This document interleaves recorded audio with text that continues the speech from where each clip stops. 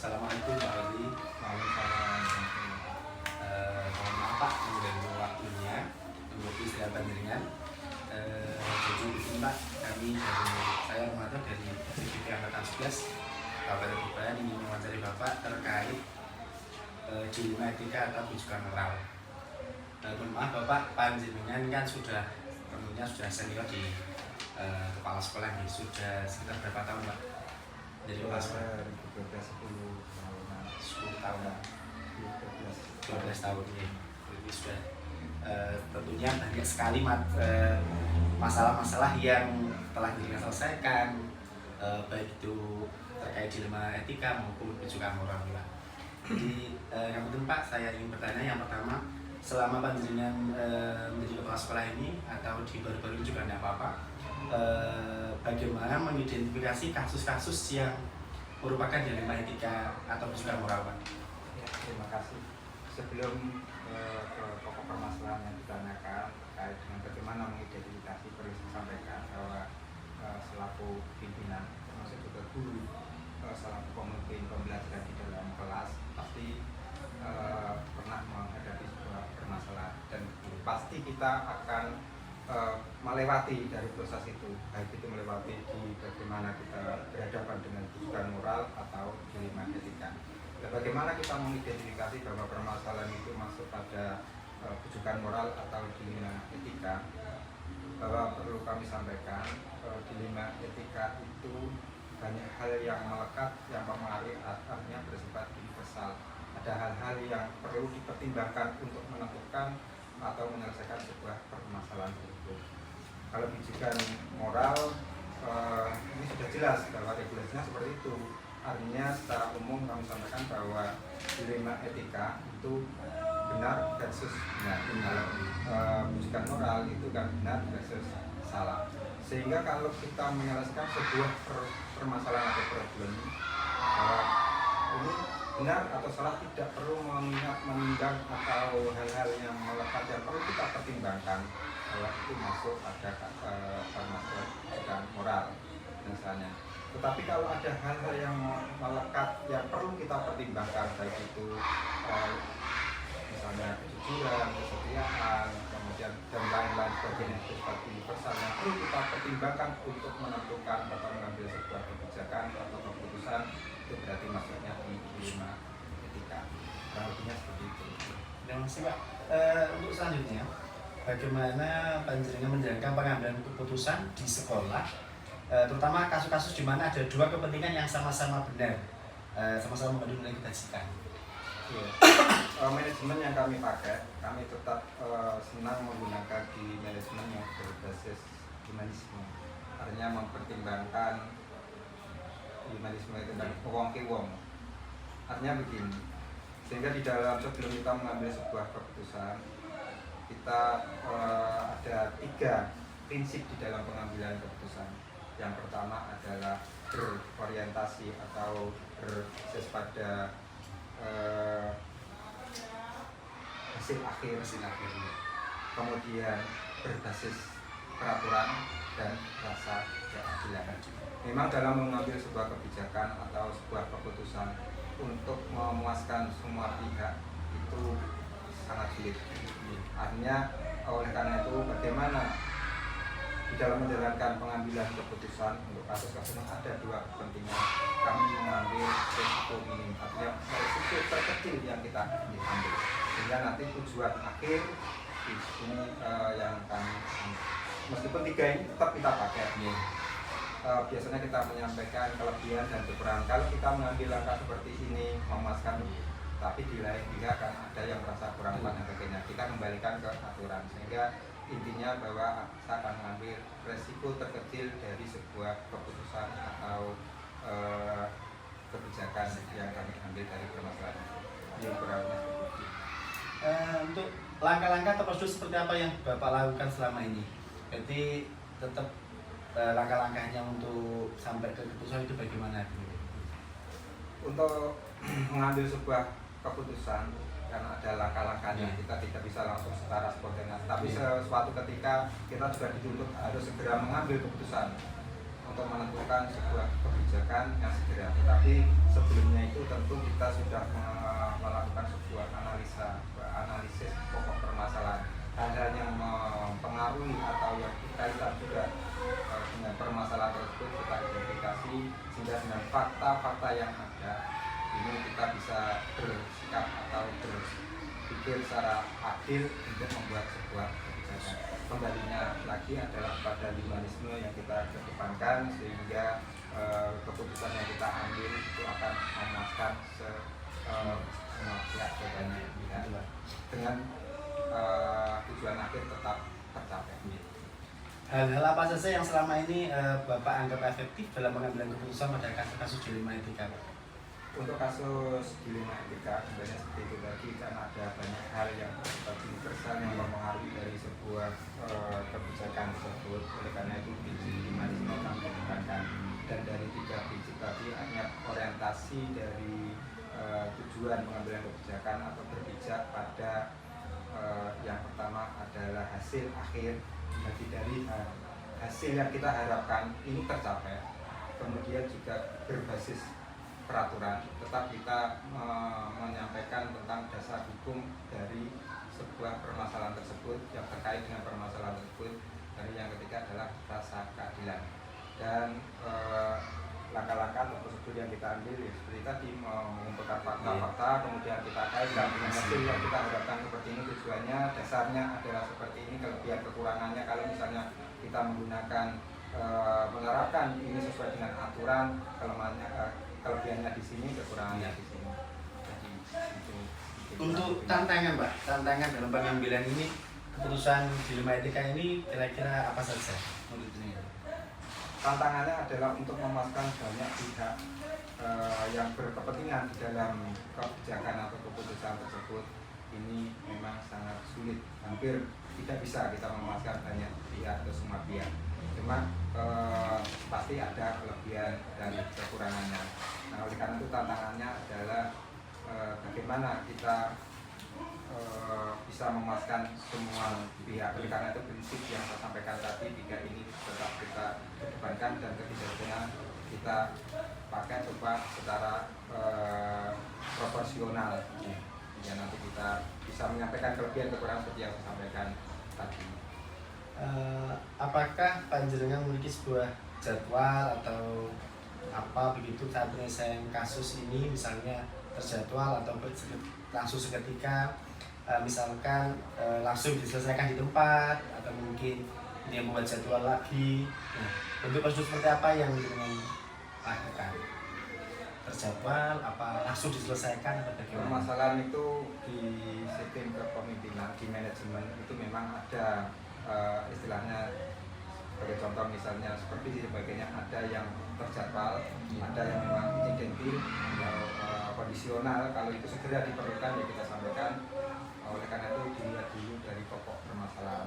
Misalnya ada regulasi baru misalnya, atau peraturan-peraturan baru yang mengharuskan atau mewajibkan kita melakukan sesuatu, sementara kebiasaan kita, makanya ada istilah membenarkan kebiasaan, atau yang kita ambil adalah membenarkan kebiasaan, atau sebaliknya biasanya. Dan sebaliknya berarti membiasakan yang benar gitu. Nah, yang benar itu bagaimana? Ya sesuai dengan regulasi peraturan yang ada. Oleh karena itu kalau misalnya ada regulasi baru atau update dari peraturan dasar hukum yang ada yang harus kita laksanakan, sementara ada pihak-pihak yang bermasalah, artinya perlu kita mengambil suatu keputusan, maka kita harus secara terjadwal, yang dibutuhkan waktu berapa, tapi harus ada target waktu, karena untuk mencapai tujuan itu wajib salah satunya faktor yang harus ada di situ, komponen yang harus ada adalah kita tentukan waktunya sehingga tujuan akhir bisa tercapai. Tetapi hal-hal yang sekarang ini misalnya permasalahan itu muncul dan segera harus ditindaklanjuti, ya, harus kita kalau saya boleh narik garis merah berarti terus menyesuaikan kondisi gitu iya, jadi memang ada jadwal yang ada yang terjadwal, ada yang kondisional atau eksistensi. Untuk adakah seseorang atau faktor-faktor yang selama ini mempermudah dan membantu panjenengan dalam pengambilan keputusan? Tentu ada, makanya kita di sekolah di dalam manajemen itu kepala sekolah kita harus ada mitra namanya komite. Kemudian termasuk semua kegiatan kita membentuk tim yang di situ ada SOP-nya, artinya ada job description-nya sehingga nanti kita berjalan bersama. Kalau harus dijalankan sendiri itu pasti banyak kelemahan, sehingga tentu siapa saja yang itu tadi misalnya dilihat apa yang tujuan yang akan kita capai, kita membentuk tim, kemudian di tim itu juga ada job description-nya masing-masing sehingga nanti kita saling berkolaborasi untuk mencapai tujuan. Terakhir Bapak, untuk dari semua yang telah disampaikan, pembelajaran apa yang dapat panjenengan petik atau pengalaman dari pengalaman pengambilan keputusan di Dilema Etika ini? Untuk Dilema Etika pengalaman yang kami ambil dan ini juga pernah kami adakan suatu penelitian yang kami tuangkan dalam sebuah karya tulis bahwa manajemen humanisme ini sangat penting dan sangat efektif menurut saya untuk kita terapkan. Tentu tetap kita harus berpedoman pada aturan atau regulasi yang ada. Oleh karena itu setiap ada regulasi atau aturan kita harus selalu update sehingga dasar yang kita gunakan itu jelas. Jadi itu yang kami terapkan. Tetap kedua-duanya kita gunakan bagi kebijakan moral atau dilema etika. Tapi yang sering itu kan dilema etika, karena dilema etika ini banyak kepentingan di dalamnya. Karena itu di pengertian secara umum dilema etika itu kan juga universal yang mempengaruhi dari pengambilan keputusan masing-masing. Baik Bapak, kalau boleh saya menarik kesimpulan, berarti panjenengan selama di pengambilan keputusan di Dilema Etika ini tetap berbasis pada peraturan gitu, basis peraturan, kemudian dengan mengarahnya ke manajemen humanisme, di mana kan dia sama-sama benar. Nah, mana yang mudaratnya paling sedikit kan begitu ya? Yang kepentingan banyak orang, banyak pihak itu yang kami ambil. Terima kasih Pak, luar biasa. Cukup mungkin dari saya. Mohon maaf sekali lagi, terima kasih atas waktunya. Mohon maaf mengganggu. Assalamualaikum warahmatullahi wabarakatuh. Waalaikumsalam warahmatullahi wabarakatuh. Pak sapi.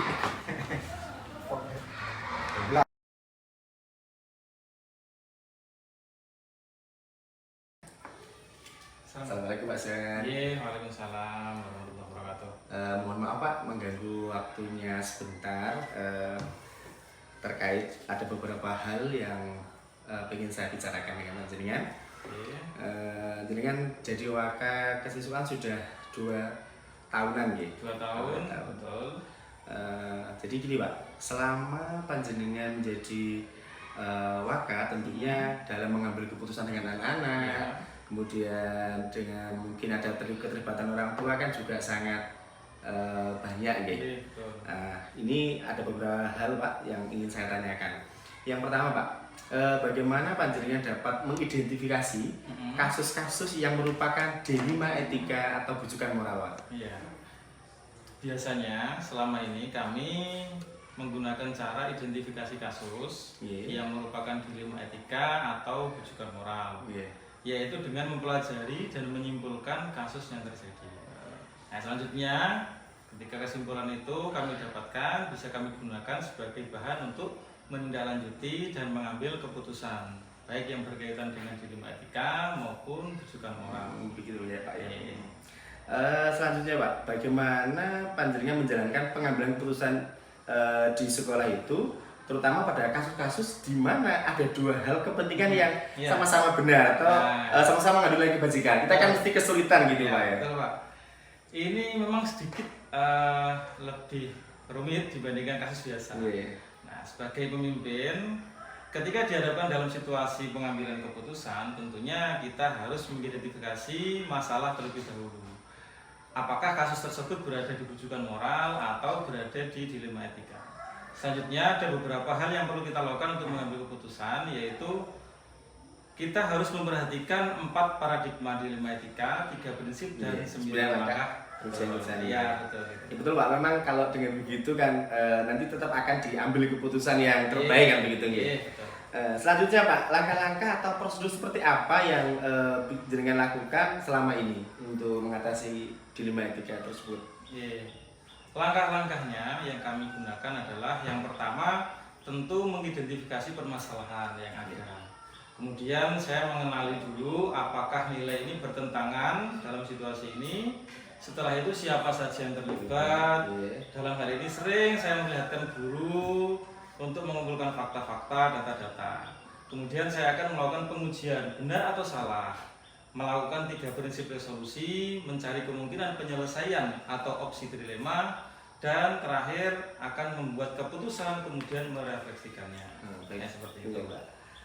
Selanjutnya Pak, hal-hal apa yang selama ini jenengan anggap efektif dalam mengambil keputusan pada kasus-kasus dilema etika? Iya, ketika berhadapan dengan kasus seperti itu, hal yang cukup efektif menurut kami adalah dengan menggunakan 3 prinsip resolusi, yaitu berpikir berbasis hasil akhir, berorientasi pada aturan yang benar, dan mengutamakan rasa kepedulian. Ini yang sangat penting. Kemudian juga memperhatikan dampak jangka panjangnya dan juga merupakan hal yang efektif. Selain itu juga seringkali saya melakukan diskusi dengan para guru dan pemangku kepentingan sekolah untuk menyelesaikan sebuah kasus, karena ya bantuan dari teman-teman juga sangat diperlukan. Benar sekali Pak Suwan ya. Terus selanjutnya ini hal-hal apa yang selama ini merupakan tantangan dalam pengambilan keputusan, khususnya dilema etika? Memang kan kalau dipilih ini benar, dipilih itu juga benar gitu. Sama-sama benar. Tantangannya kalau menurut saya, permasalahan memang agak sulit untuk diputuskan karena menyangkut hal yang sama-sama benar tadi yang panjenengan sampaikan. Namun saya kembalikan lagi pada nilai-nilai yang saya pegang teguh, yaitu aturan yang berlaku dan juga tidak lupa kepedulian terhadap sesama yang juga harus saya pertimbangkan. Jadi saya garis bawahi ya, aturan yang berlaku dan kepedulian. Kan memang ada hal-hal aturan yang bisa lunak karena sesuatu kan begitu. Baik sekali Pak. Selanjutnya, apakah panjenengan memiliki sebuah tata kala atau jadwal tertentu dalam sebuah penyelesaian kasus dilema etika? Apakah langsung menyelesaikan di tempat atau memiliki sebuah jadwal menyelesaikannya? Bentuk prosedur seperti apa yang Bapak lakukan? Tadi di awal sudah kita sampaikan bahwa ada identifikasi masalah itu termasuk seberapa mendesak dan seberapa besar pengaruh terhadap lembaga yang saya pimpin. Jika memang memerlukan waktu dan pihak lain yang terlibat, waktunya mendesak maksudnya, maka ya kami akan buat alokasi waktu yang khusus. Tapi jika memang bisa agak kita mungkin nanti atau alokasi waktu yang di kemudian hari atau ini ya kita alokasikan lagi. Berarti tergantung masalah ya Pak. Tergantung masalahnya. Selanjutnya Pak, adakah seseorang atau faktor-faktor yang selama ini mempermudah membantu panjenengan untuk mengambil keputusan dalam kasus-kasus dilema etika ini Pak? Ya tentu ada. Sebagai seorang wakil kepala, tentunya selain saya juga harus mampu membuat keputusan berdasarkan nilai-nilai kebajikan, tentu saya melibatkan teman-teman atau dewan guru, dan paling penting juga adalah selalu komunikasi intens dengan Bapak Kepala Sekolah. Yang terpenting adalah hal itu baik untuk siswa dan lembaga kami. Jadi tetap kolaborasi ya Pak ya dengan teman-teman, Bapak Ibu dan Kepala Sekolah. Selalu. Yang terakhir Pak, dari semua hal yang telah disampaikan, pembelajaran apa yang dapat panjenengan petik dari pengalaman pengambilan keputusan dilema etika ini Pak? Berdasarkan pengalaman selama ini Pak ya, semua persoalan itu pasti ada jalan keluarnya dan pasti bisa dicari jalan keluarnya jika kita bisa diskusi bersama. Tentu juga dengan mengacu pada aturan yang berlaku dan mempertimbangkan dampak baik buruk, di mana dampak buruk itu yang paling minimal yang akan kita ambil. Seperti itu ya. Jadi kalau bisa saya tarik kesimpulan, kalau memang semuanya benar, semuanya tidak ada yang salah, tapi yang meminimalkan dari dampak yang terburuk gitu. Jadi harus tetap ada yang dikorbankan, namun tidak begitu banyak. Baik Pak Johan, terima kasih atas waktunya. Mohon Siap, maaf Pak. sudah mengganggu. Iya, tidak apa-apa. Assalamualaikum Terima warahmatullahi wabarakatuh.